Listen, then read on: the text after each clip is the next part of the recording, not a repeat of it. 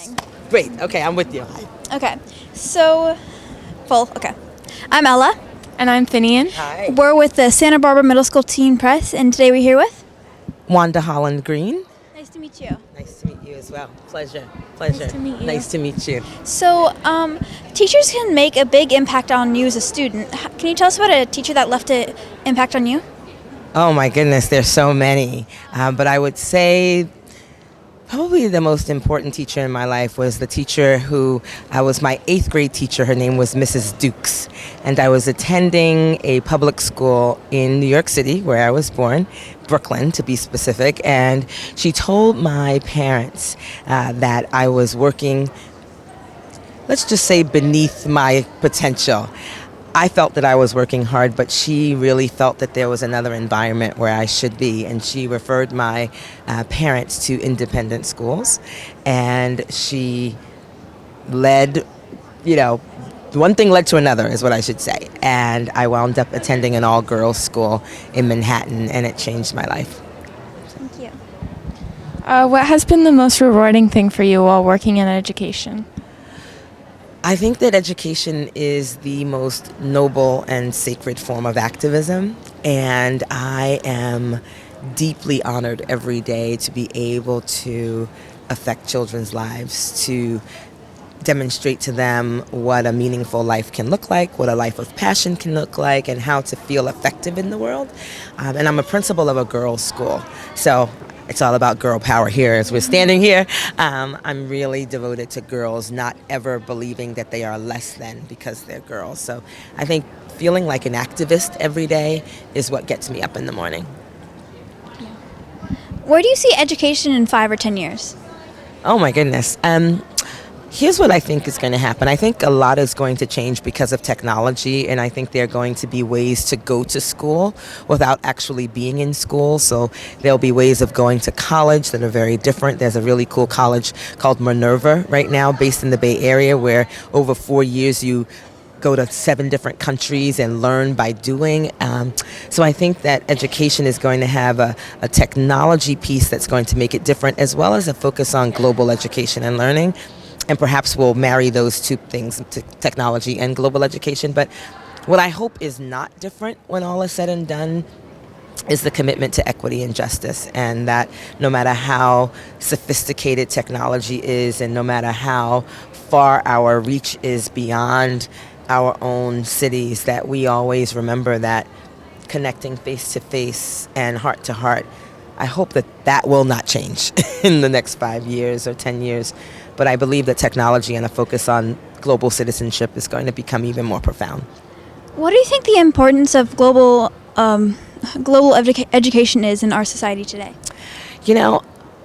People say the world is getting bigger and smaller at the same time, but what I know is true is there's far more mixing of people, and what I mean by that is that people are more proximate.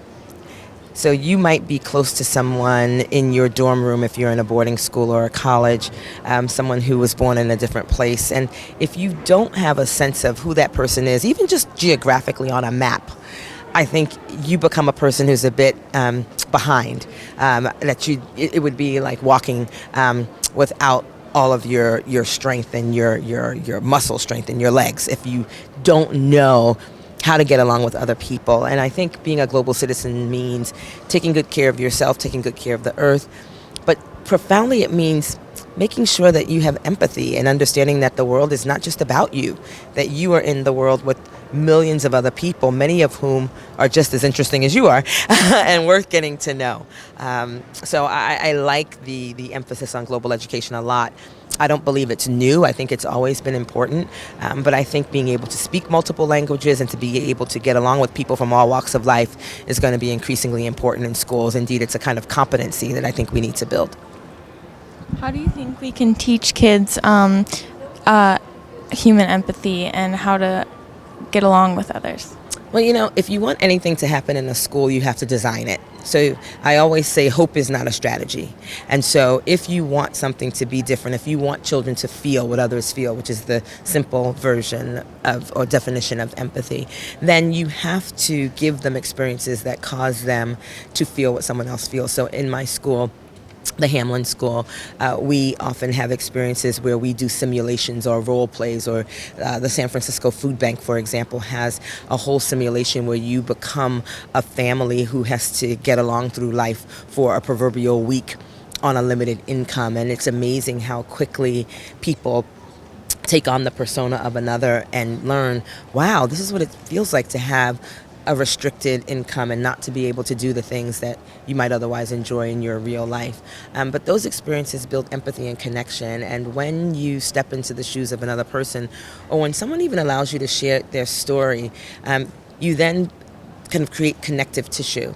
And when that happens, a person becomes three-dimensional, right? It's so easy for me to see you as flat people, your height and your weight or whatever it is, and that's it. But when someone says, this is who I am, this is where I'm from, this is what I believe in, they become a full person. So I think that storytelling, in addition to experiences in the classroom and outside of the classroom that create empathy, I think storytelling is another wonderful way to share narratives and to become more human.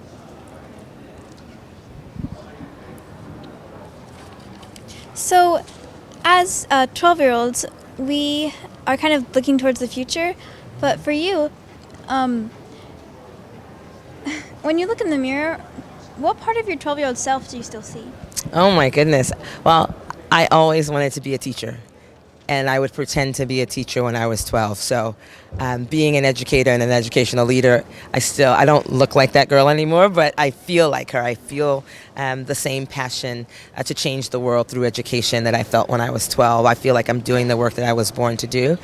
I still feel like I have optimism and curiosity, which I think are key for being a lifelong learner.